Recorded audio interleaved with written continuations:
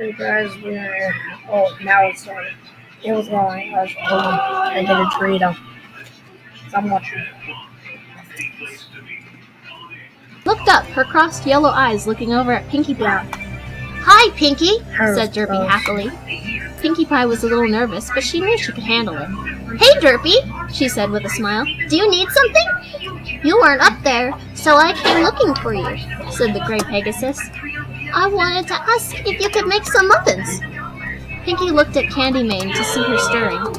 "Well, I was planning on making cupcakes today, but..." She paused, thinking.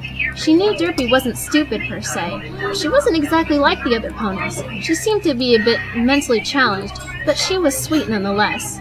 Pinkie didn't want to take advantage of Derpy's childlike mind. She was having an idea that might actually be good. "Derpy," said Pinkie Pie with her usual bright smile, "wanna help me make your muffins?" "Oh, yes, yes," said Derpy, bouncing up and down. "Okay, but you gotta promise me something," said Pinkie. "Anything," Derpy replied. "Don't tell any pony about my secret ingredient."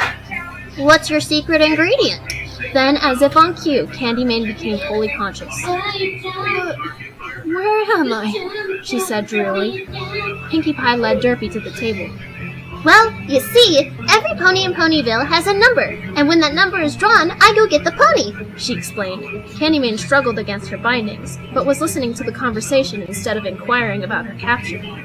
"So every pony has your secret ingredient?" asked Derpy. "Yes," said Pinkie, "but we need to get it out of them first. But baking is fun, so we play a little bit before harvesting." "Hey, what's going on?" Candy Mane said loudly, and the two other ponies looked at her. "Why am I tied up? What do you mean, harvesting?" Pinkie giggled, unable to contain her excitement.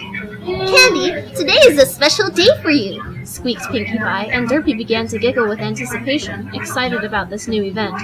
"You're gonna help me and Derpy make muffins. We were gonna make cupcakes, but Derpy likes muffins better. Don't you, Derpy?" I do," said Derpy, hopping again. "How can I help if I'm tied up?" asked Candy Mane with an angry expression. "Oh, that's the most important part," said Pinkie Pie happily. "We need you to stay still." Candy Mane started looking around the room. Pinkie's party decorations were pony innards and hide, and there were brightly painted pony skulls on shelves and in the center of a table. "Life is a Party" was written on a banner in what looked like dried blood. Then, she noticed the taxidermied Rainbow Dash. "What the hell is going on?" Candy screamed, which made Derpy flinch. "Pinkie, I don't think she wants to be here," she said a little shakily. "But Derpy, her number was pulled," she replied. "We have to. It'll be fun. Trust me, I've been doing this for a long time, and after this we can make your muffins."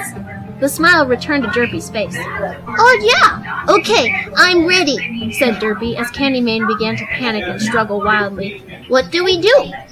"Well, I like to save the cutie marks, so..." Pinkie pulled a scalpel off of her metal stand that held her tools. "Watch carefully, Derpy." Derpy came closer, watching as Pinkie carved a circle around Candy's cutie mark. She screamed and cried, trying to break her bindings, but it was no use. Then Pinkie Pie dug the scalpel under the skin to slice it away from the muscle. "See?" she said, holding up the patch of skin in front of Derpy. "Can I do the next one?" asked Derpy. "Of course!" said Pinkie. We like on your phone, though. Should stop these bogus calls. Then he has some final advice. Don't pay attention to them.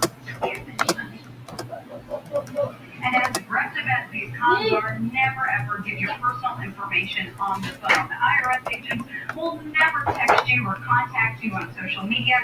They'll also never email you. Now here's an example of a bogus email. You can see right here at the top, there's the letterhead. And sometimes, for example, in this email, there is a link and they have an attachment too.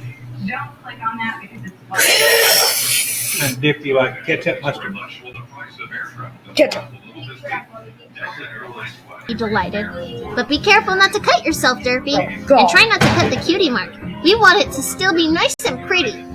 Derpy took the scalpel and held it up to Candy Mane's other flank. "No, Derpy, please, no!" she begged, sobbing.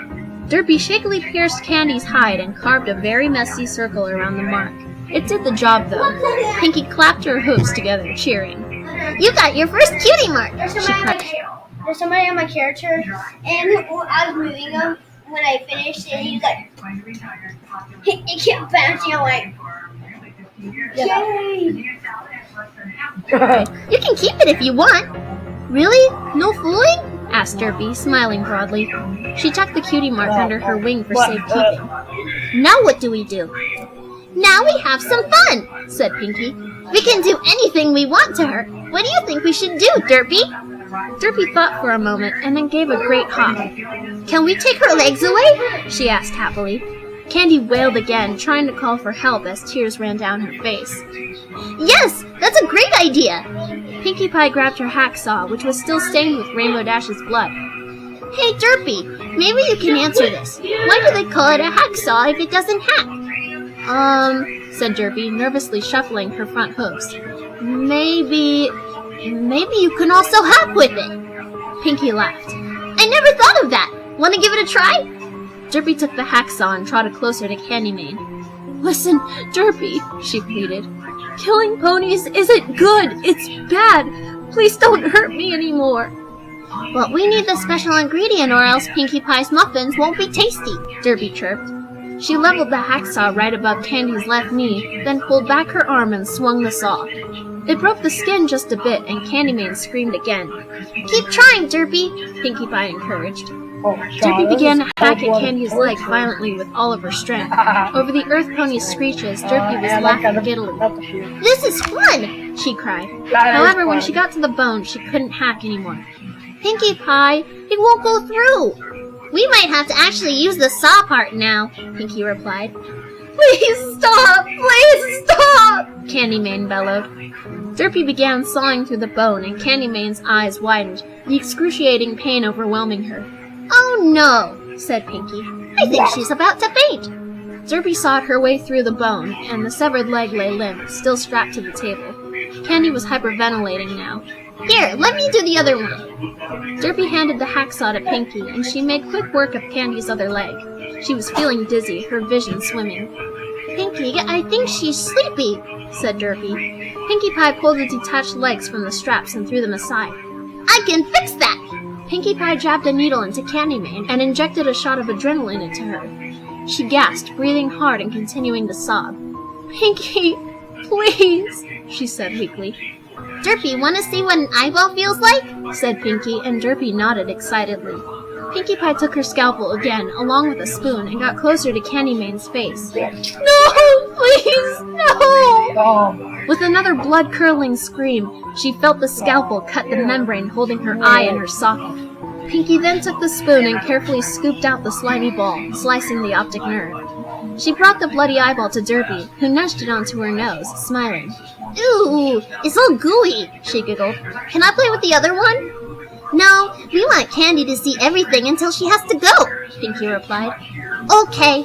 She dropped the eyeball to the floor, rolling it with her hoof before stomping on it with a cry of joy. Pinkie Pie took one of her knives and set it in a pot of burning coal that was heating up some nails. We're going to heat this knife up, she explained to Derpy, and then it will be hot enough to make marks on her hide. Do you like drawing, Derpy? Yeah! Derpy ran in a small circle, then trotted up next to Pinkie.